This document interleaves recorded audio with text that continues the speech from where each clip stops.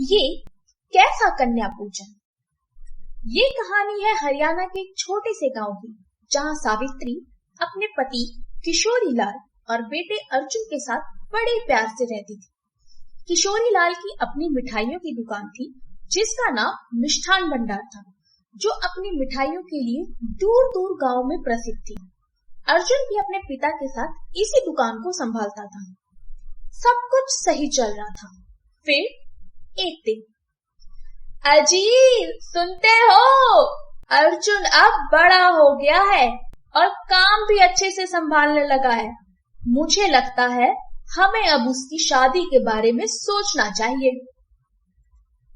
कह तो तुम सही रही हो। कोई लड़की देखी हो तो बताओ, वरना अपने रिश्तेदारों को बोल देते हैं, वो कोई ना कोई अच्छी लड़की बता ही देंगे। अरे लड़की तो मैंने देख रखी है, मेरी बहन की दूर की रिश्तेदार की बेटी है। आप बोलो तो बात आगे बढ़ाऊं। अरे जब लड़की तुम्हें पसंद है तो इंतजार किस बात का कर रही हो? बस फिर क्या, सारा घर मिलकर चला जाता है लड़की देखने और अर्जुन की शादी हो जाती है खुशी से।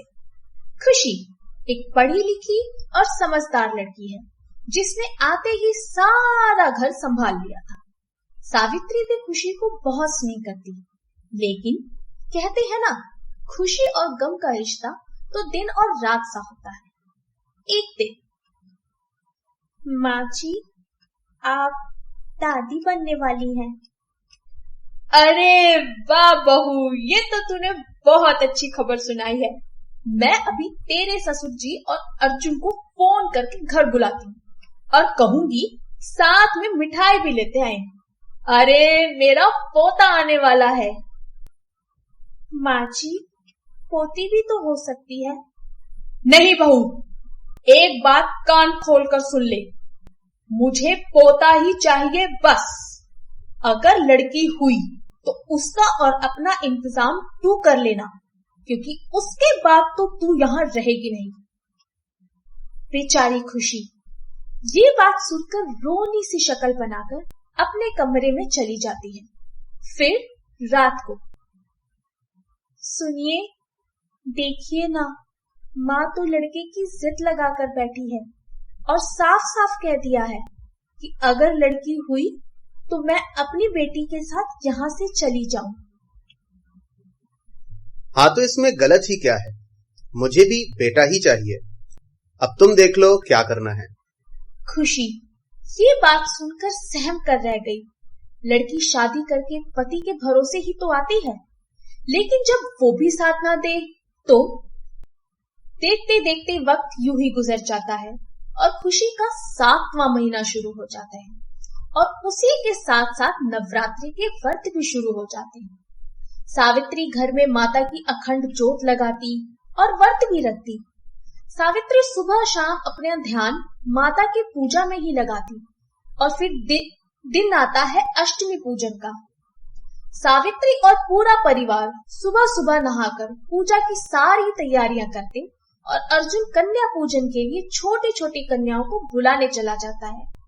पर कुछ देर बाद, माँ ओ माँ, मैं सारा गांव देख आया, पर ऐसा लग रहा है गांव में लड़कियां हैं ही नहीं। एक भी कन्या पूजन के लिए नहीं मिल रही है। ये क्या बोल रहा है?